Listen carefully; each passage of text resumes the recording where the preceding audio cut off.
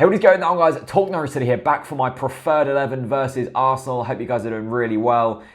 Bit of a change of setup. Going to be doing it off my laptop today, as I used to. No whiteboard anymore. Might try and get that back, I'm not sure. Anyway, Arsenal on Sunday, a massive game. And once again, a game that we're probably going to be making changes in. So this is the team I would go for. I think this is the team that's best equipped to go up against Arsenal. So in goal, John Ruddy. I think John Ruddy has been patchy this season in terms of form. He's admitted that. But against Chelsea, he was phenomenal. Back to his best, made some amazing saves. And he also came off the back of that with a clean sheet against Swansea. So Ruddy's starting to pick up his form again. Apparently, he's his own worst critic. So Ruddy knows that he hasn't been performing well, and he's trying his very hardest to get back to his best. I don't think he will ever be as good as he once was a few seasons back, but let's hope he can bring a bit of that form back. Anyway, Ruddy goes in goal. Wisdom at right back. I think he's been pretty decent in recent weeks. Was good against Chelsea. See, last few teams, or the last few preferred 11s I've done, I've actually put in Stephen Whittaker, but I think even I can admit now that Wisdom is probably the better all-round player. I still think Whittaker's better going forwards, but defensively I would probably say Wisdom is the better player. We did a good defensive line against Arsenal. In next to him, Ryan Bennett, I think he's looked absolutely solid since coming in. Really shored up that back line, much better than Russell Martin at centre-back. He's good in the air. He can pass it about on the floor. Yeah, he maybe switched off a bit against Chelsea, but, you know, that's gone, that's behind us. I think he's looked really good except for that. Ryan Bennett goes in there alongside, obviously, Sebastian Bassong, the absolute rock of the team. I think he's been brilliant this season, consistent. So he goes in there. Olsen at left back, really impressed me the last couple of games after a really poor start to his season. I think it was just game time that he needed. And he's now got that under his belt, and he's starting to perform really well, which is good to see. Probably one of our biggest attacking threats from the defence. Just bombs up that left wing so much. I'd love to know how many assists or sort of passes he's had leading up to goals, because he just seems to always contribute going forwards, which is really nice to see, and he tracks back as well. On the right-hand side, Nathan Redmond.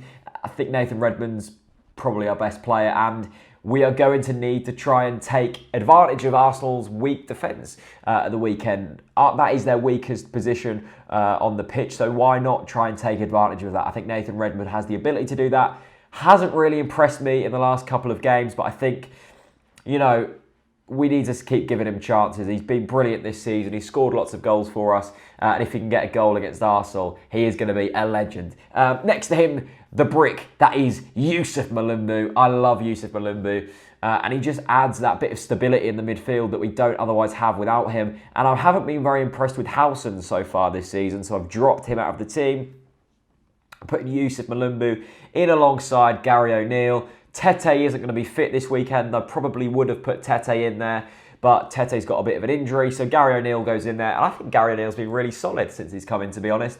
He's impressed me a lot. He's probably going to take the captain armband if he does start, and he adds something with the set pieces as well. He's got a fantastic delivery, and against Arsenal, we're not going to be creating too many chances. So if we do want to score, it's either going to be through a bit of class or a set piece. Gary O'Neill adds set pieces, lovely. On the left-hand side, our player of the season so far, Mr. Robbie Brady. Can play at left back, can play at left wing, could even play at right wing back if you want him to. Just a brilliant all-round player and a fantastic cross on him. Robbie Brady will obviously go in there. Not too sure when Matthew Jarvis is going to be returning. We've kind of missed Jarvis, I think, with that direct, pacey ability that he's got. But I think Brady's more than probably, like, well, I've said, our best player. So he's going to be going in on the left wing. Houlihan in central attacking midfield. I'm going to opt for the 4-4-1-1 this week. I think we're at home.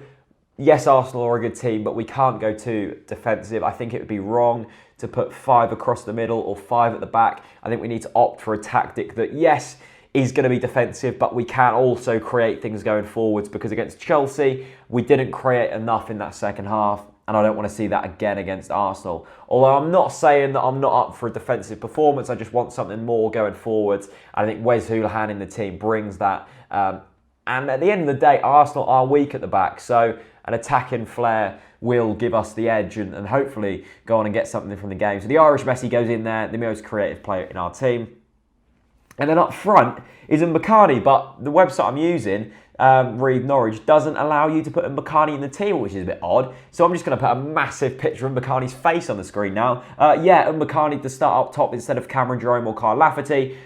Mbakani's been really impressive since he's come in. You can tell he's played football at the highest level because he is just really, really good. He holds up the ball better than Jerome. He's got about as much pace as Jerome, and he finishes really nicely. But Jerome, Lafferty, even Graben are great options to have off the bench. As always, that is my preferred 11, so I'm not saying this is going to be the team that does start. I'm expecting Alex Neil to go something similar to Chelsea, but I think that tactic has the best chance of getting something against Arsenal. It's not too defensive, it's not too attacking, it's a nice little balance. Alex Neil, if you're watching, that's the one, mate. Leave me your preferred 11s in the comments below. As always, I read all the comments and trying to reply to all of them. Loads and loads of content coming this weekend, so be sure to subscribe so you never miss out on a video. It's free. You might as well. Thanks for watching and see you later. Peace out. I don't think Norwich should be scared of Arsenal, and the reason why is because we've already come up against Chelsea, Manchester City, Liverpool, and we haven't really struggled against any of them teams. And Arsenal, yes, they have fantastic players, but we're going out there with a game plan. We're going out